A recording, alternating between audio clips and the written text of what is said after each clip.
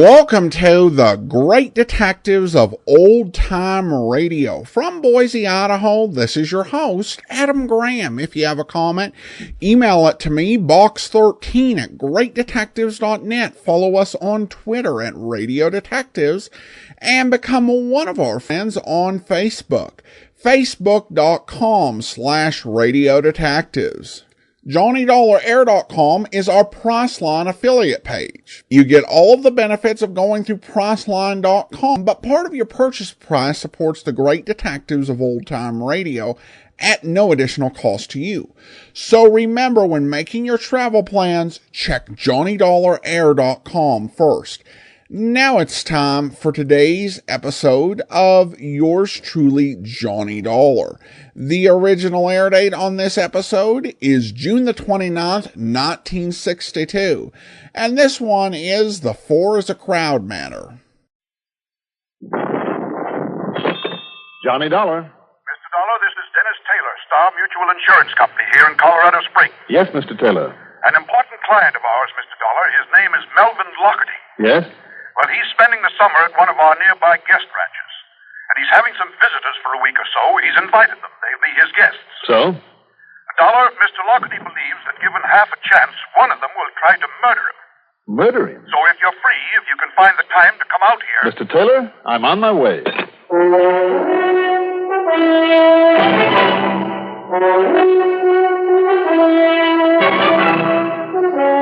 The CBS Radio Network brings you Mandel Kramer in the exciting adventures of the man with the action-packed expense account, America's fabulous freelance insurance investigator, Yours truly, Johnny Dollar.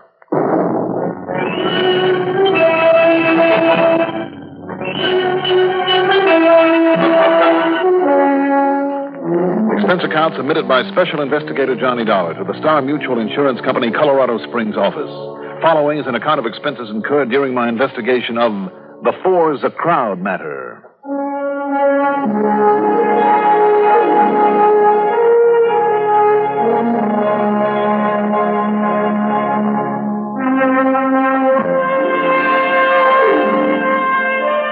Expense account item 1. $146.20 for a cab to Bradley Field, a plane to New York, and a jet the rest of the way to Denver. The mile-high city in the middle of the most beautiful mountain country I know of, and the home of radio station KLZ. Item 2, $7.30 for a ferry plane to Colorado Springs. Taylor was there to meet me. He's a short, stocky, gray-haired man of about 50 who takes himself a bit too seriously in spite of the funny way his glasses keep slipping down his pudgy little nose. I have one of my own cars right over there, Mr. Dollar. If you'll drive me back to my office, it's yours for as long as you're here. Good enough, Mr. Taylor. Now, about this man, Lockerty, did you say? Yes, Melvin Lockerty. And he's convinced, Mr. Dollar, that one of these relatives coming to see him wants to murder him. Relatives, The only surviving ones he has. Mm-hmm. Oh, here we are. Oh, all right. You see, they're the children of his younger brother, Henry, who died a few weeks ago at the age of 71. Oh, I see. Now, how old is he? Well, according to his policy, 74. Now, I'll point the way to go. Right. And, his beneficiaries? These three who are coming here. Mm-hmm. When? They're due today. So you'd best get over to the no-name ranch where he's staying just as quickly as possible. Turn here, please. All right. Tell me, how much do you know about these relatives, these heirs of his? Not very much, I'm afraid, outside of their names. Are they crooks or something that he's so scared of them? Any crook in that family, it's Lockerty himself. How do you mean? Well, now, how do you think he ever got hold of enough money to afford nearly $500,000 worth of insurance?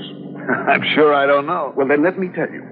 By hornswoggling his brother Henry out of some mining properties over near Cripple Creek. That's how. Oh? Properties that Henry spent a whole lifetime developing to the point where they finally began to pay off. I see. Tricked his brother out of them and then sold them and kept the money himself. A rotten thing to do, Mr. Dollar. And Henry had been a very close friend of mine. This Lockerty sounds like a nice fellow. He's a crook of the first water. And if you ask me, Lockerty was completely responsible for his brother's death. You see, it was by his own hand. And you want me to protect a man like that? I know, but with the company, it's purely a matter of dollars and cents. Personally, I don't care what happens to him. You really hold a grudge against him, don't you? No. I did not say that. You didn't need to.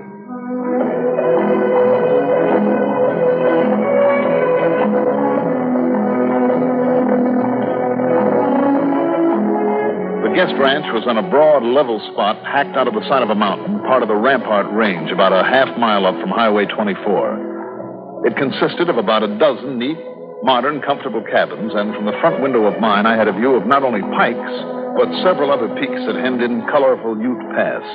All very beautiful. Yes? Oh, hi. Dollar. My name's Lockerty.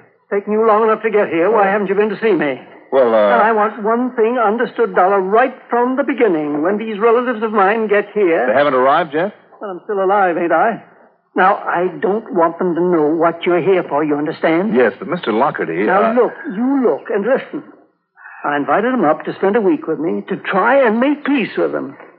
After all, they were the only relatives I got. So I understand. And to try to find out once and for all which one of them is out to get me. To get you? Why? Why? Because their father, just before he died, he made one of them promise to get even with me I sort of done him out of some money once. Your own brother, wasn't it? Yes, my own brother. What of it? What difference does that make? Well, how do you know about that promise? Because he told me before he died. Mm-hmm. And which one of the three do you suspect? Well, how should I know? I haven't even seen them, not for years. But now I've been getting letters telling me my time is about up. Threatening letters? Yes. I hope you've kept them. No, I haven't. But I'm worried. So that's the reason I've called him here for a showdown. I mean to patch it up or something. Mm-hmm. Oh. Here they are now. Wait a minute, Mr. Lockerty. Are you trying to tell me that those three who just got out of that car... Yes. That one of them might be plotting to murder you? Yes. Oh, somebody is crazy.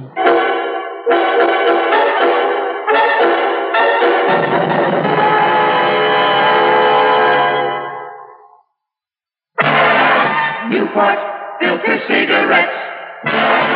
Newport menthol cigarettes. A hint of mint makes the difference. So fresh that you know the difference. There's no smoking with cool menthol. It's so refreshing while you're smoking Newport filter cigarettes. While you're smoking a Newport, remember this hint. Coolness of menthol, freshness of mint. Best of tobacco, flavor that's bright. Smoking a Newport, smoking is right.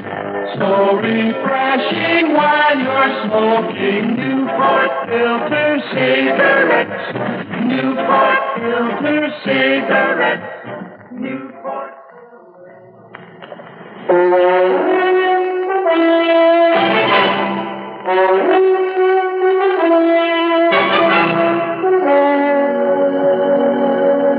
As old man Lockerty sneaked out the back door of my cabin, I stood there by the window and looked long and carefully at the new arrivals while they pulled their luggage out of the car there in front of the ranch office.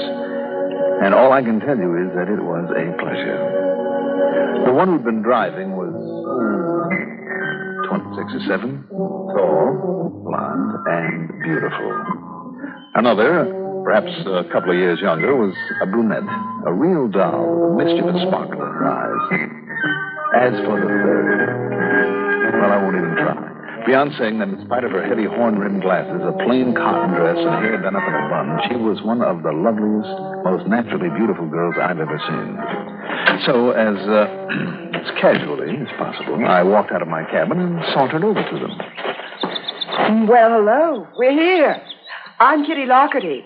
We all met in Colorado Springs, and Marion had her car, so that's why we all got here together. Well, hi. I'm Johnny Dollar. Dollar? Mm-hmm. Oh, I thought the manager's name was, what'd you say it was, Thekla? Oh, Mr. Corey McClary or something. Who cares now? Hi, Johnny. Thekla? Mm-hmm. Like it? Unusual name. Oh, I'm an unusual girl, Johnny. Yes, I can see that. Paddle your own canoe, Thek. I saw him first. So what, darling? So you can Oh, now stop it, you two. Is the manager about, Mr. Dollar? It's Johnny. And I'm Marion. Marion Lockerty. Hi.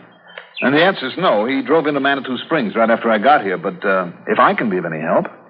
Would you, Johnny? Cut it, Dick. I think we're supposed to have cabins 8, 9, and 10, Johnny. At least that's what Uncle Melvin said on the phone. Well, why don't we see if they're open? Here, let me grab some of this luggage.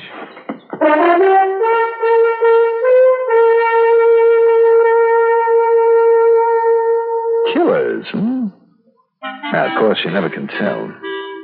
After getting them settled in their respective cabins and calling attention to the square dance posted for that evening, I went back to my own cabin and simply waited, watching. A while later, the three of them got together and went over to Mr. Lockerty's cabin. Then, even with his door closed, I could hear him shouting at them. And finally, the girls went back to their own cabins separately and not speaking to each other. Then I dropped in on Lockerty. You crazy, Dollar. Suppose one of them saw you come in here. What were all the fireworks about, Mr. Lockerty? I was nice to him, Dollar. I said I'd pay all the bills and give them anything they want up here. And then I told them. Yeah? I told them that I knew one of them was after me. What'd they say to that? What do you think? They acted like they never heard of such a thing. But I knew better, Dollar. I knew better. I know that Harry, before he died, made one of them promise to kill me. Yes, but which one? Well, how should I know? I told you I don't know, but look at him. That Tekla, the blonde one. Ah, quite a dish. She's all wrapped up in herself and nobody else. Don't care about nobody else. You think she wouldn't kill me? Huh? Because of a promise and to get her share of the money in addition? Do you think she would? And so would Catherine. Kitty, that black-haired one. Hot-tempered little minx with those dark, shifty eyes. The way she tried to laugh it off when I said I was wise to them. And how about Marion, the one with the glasses? Yeah, sure. The quiet one, but smart. Just don't you forget that old saying, Dollar, that still waters run deep. Anyhow, I told them. You told them just exactly what, Mr. Lockerty? That whichever one thinks she's going to kill me, she won't get away with it. So she'd better admit it, that's what. Don't you see, Dollar? I can't sleep. I can't rest. This thing is driving me crazy. That's the understatement of the week. What? What? Look, if it's rest you want, Mr. Lockerty, I see by the bulletin board that there's a barn dance tonight, so at least you can get some sleep while that's going on. Yeah, if they go to it. I'll try to see that they do. Okay, but don't you worry. I'll be sleeping with a gun at my side. You carry a gun? I always do. No. Well, if you ask me, Mr. Lockerty. Well, if I ask you what? Nothing. Forget it.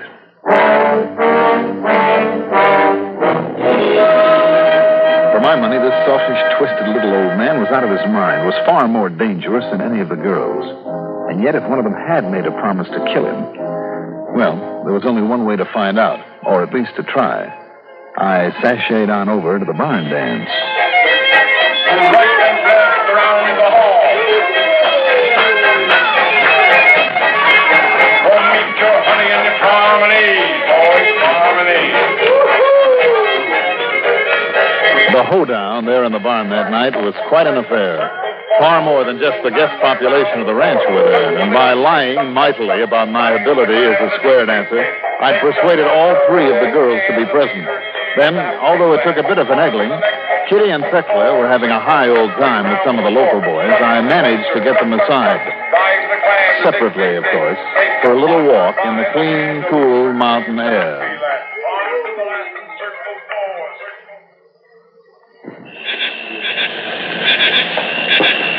I know, Johnny. I guess the whole ranch must have heard him ranting and raving at us there in his cabin. Why, Tekla? Oh, he has the silly notion that one of us promised to Daddy to kill him for something that happened once. But did you? One of you?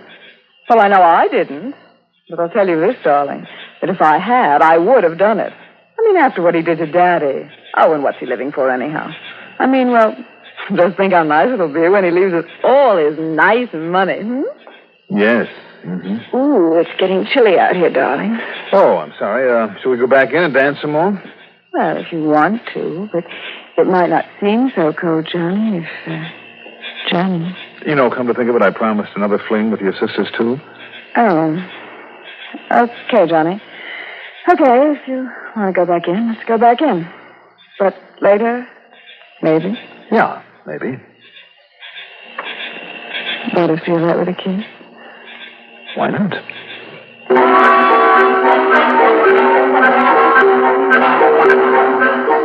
Kitty was the next one I managed to get away from the dance. Well, it's the least that could happen to Uncle Melvin after what he did. You know, all I have to say is I wish somebody would get rid of that old coot. Well, why don't you do it then, Kitty? Well, now, don't talk like that, Johnny. You're talking about murder. Weren't you? Well, I know it may have sounded that way, but I didn't mean it. No, I hope not. What are we talking about him for? Such a beautiful night. All the moonlight through the trees and... Johnny? She would be kind of ashamed to waste it, now wouldn't it? You know, it's kind of chilly, too, isn't it? Boy, that's an old line. Well, then it must be a good one, huh? Johnny? I mean, if it works, and does it? Johnny? Oh, no. Are you out there, Johnny? Oh, Marion, you spoiled sport. You're like an old mother hen. Well, that's what you think. But Johnny promised to teach me the Texas Star, and that's what they're going to dance next. You did promise, Johnny. Got to keep a promise, Kitty. Oh, Don. Maybe later, Yes.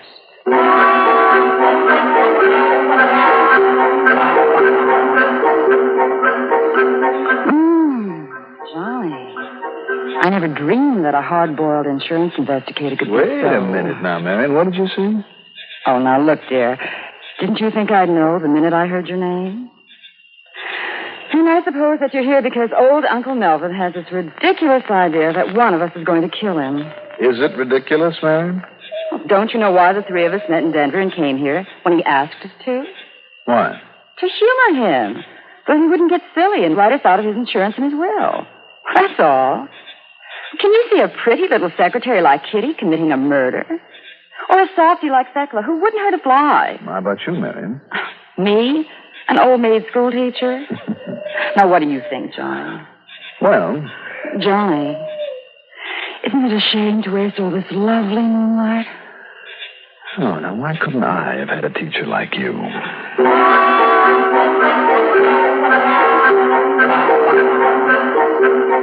After the barn dance, the local folks went home and the ranch guests went back to their cabins.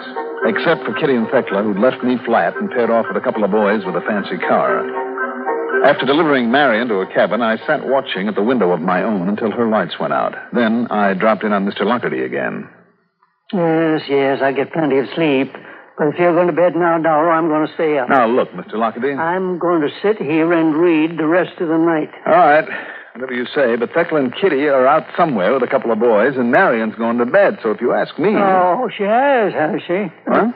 What about the light that just went on again there in Marion's cabin? Look. See it.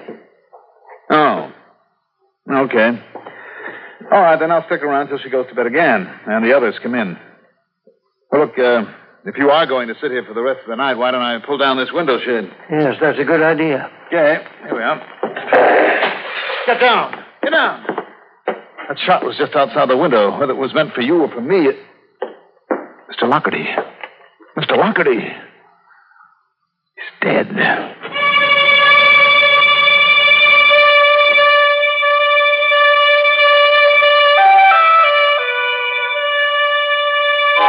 The shot that killed Mr. Lockerty brought the ranch guests out of their cabins just as quickly as they could throw something on into their pajamas. Except for Kitty and Thekla and their boyfriends, who were there within minutes. A short time later, Marion appeared in bathrobe and slippers. I had the ranch manager phone for the sheriff, and then... Oh, Johnny, this is terrible. Terrible. In spite of the way I was talking tonight. Kitty. Well, I don't think it's so terrible. It's about time, I think. Thekla, that's no way to talk, regardless of how we may have felt about Uncle Melvin. Kitty, Thekla, you two got here in quite a hurry. Where were you when it happened? Johnny, you don't think that either of us... No, don't get emotional, Thek. And Johnny, Thek, and I, and Pete and Wally... Oh, excuse me, Johnny Dollar. This is Pete McKenzie and Wally Thatcher. Hi, Mr. Dollar. Well, didn't I see you four take off a while back? Yes. Yes, sir. We took the girls down the road for a beer after the dance. Yes, Johnny. We just got back and we're on our way to the cabins and we heard the shot. So we came over here instead. Yes, sir. That's just the way it was. I see. And aren't you going to ask about me, Johnny? What, do I need to, Marion? No, Johnny, you don't. What's that, Kitty? As we came up the drive, we saw Marion's light go on there in her cabin. I couldn't sleep, Johnny, so I decided to make some cocoa and read a while. But before I could even... What's the matter, Johnny? Motive. Who else around here could possibly have a motive? But, Johnny, honey, surely you didn't think that one of us... I'm afraid I did, Thekla, but with Pete and Wally with you two, and both Mr. Lockerty and I saw the light go on in your cabin, Marion. Wait a minute. There's another possibility.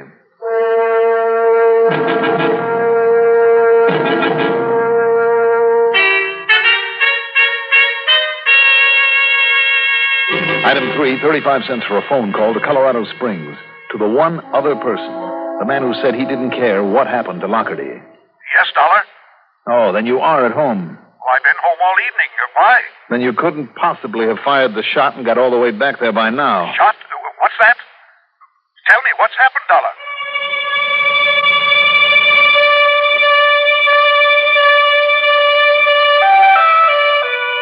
The sheriff and his men arrived, and I'll say this for them. They were very thorough. Also, they convinced me that disposal of the murder weapon could have been a cinch in a deep, mucky little pond in back of the row of cabins. By the time it was fished out, if it was there, fingerprints, if any, wouldn't mean a thing. And nobody, but nobody, was able to give any clue to the killer.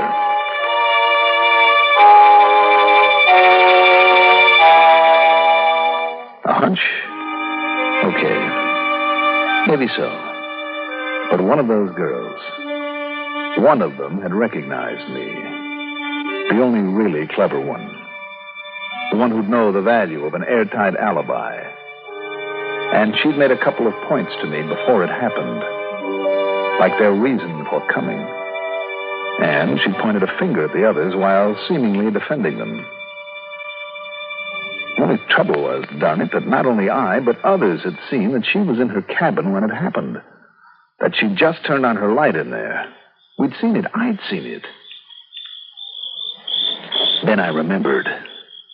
A little device that people use to protect their homes. So item 4 in Manitou Springs that morning, 11:25, for a gadget I hoped would turn the trick. Then that night, the girls and I sat together on the porch of the office unit. What did you say, Johnny?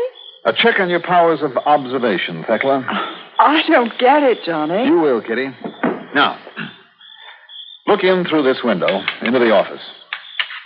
See the wall clock? Well, sure. Okay. Now, look over there at my cabin. I left the lights off, right? Well, yes, they're up in my cabin, too. All right. Now, I'm going to leave you. And I want to know to the second what time I get inside my cabin and turn on the light in it. Sure. And then, Johnny? Then you'll see.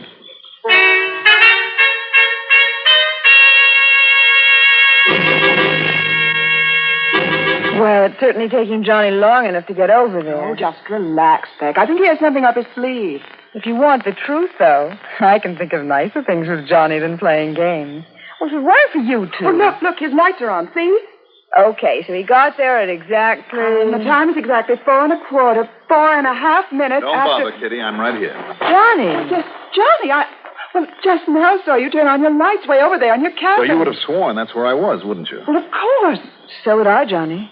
The way you and the boys swore that Marion was in her cabin when your uncle was killed. But she wasn't.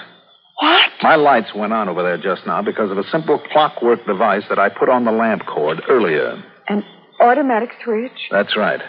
People use them to put on the lights in their homes while they're away and then turn them off in the mornings to make the house look occupied when they're not there.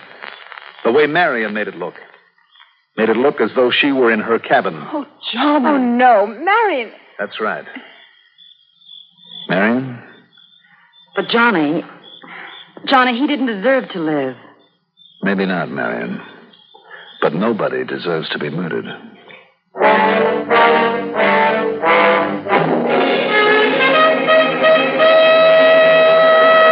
Expense account total, including the trip home, call it $400 even.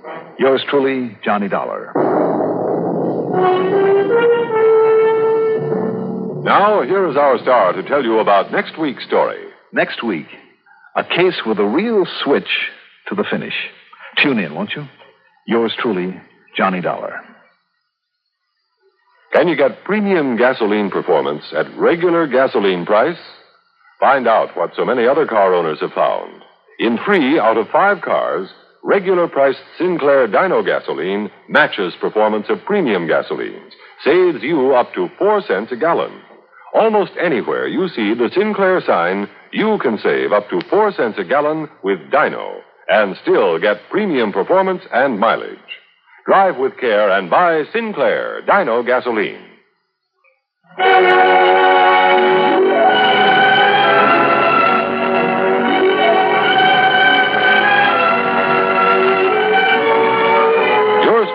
Johnny Dollar is written by Jack Johnstone, produced and directed by Fred Hendrickson. Johnny Dollar is played by Mandel Kramer. Also featured in our cast were Bill Smith, Edgar Staley, Freddie Chandler, Nettie Galen, Constance Simons, and Reynold Osborne. Music supervision by Ethel Huber. Sound patterns by Walter Otto. Technical supervision by Mike Shoskus. Be sure to join us next week, same time, same station, for another exciting story of yours truly, Johnny Dollar. This is Art Hanna speaking. This is the CBS Radio Network. Welcome back. It felt like Johnny kind of minimized the threat because all of the suspects were kind of cute. So that does teach you don't want to call Johnny if most of the suspects are cute, the people who you think really might want to kill you. Regarding the whether or not matter, David says, I was wondering if I just missed the motive. Your theory seems pretty reasonable. Well, thanks so much, David. I'm glad that I was able to fill in that plot hole. And then also have this comment from Mitch, who writes, one of my favorite things about Johnny Dollar is the actual expenses he turns in. When you compare them to today's prices, it's clear to see just how much things have increased. Love his show. Was never a real fan of Lund, but Bailey and Kramer are my faves. Also a huge fan of Nero Wolfe. And oh shoot, I love all of the golden era of radio shows. Well, thank you so much, Mitch. I appreciate your comment. And that will actually do it for today. Join us back here tomorrow for Dragnet. Next Friday, it's another episode of Yours Truly, Johnny Dollar. In the meantime, send your comments to box13@greatdetectives.net. Follow us on Twitter at Radio Detectives and become one of our friends on Facebook. Facebook.com/Radio Detectives. From Boise, Idaho, this is your host, Adam Graham, signing off.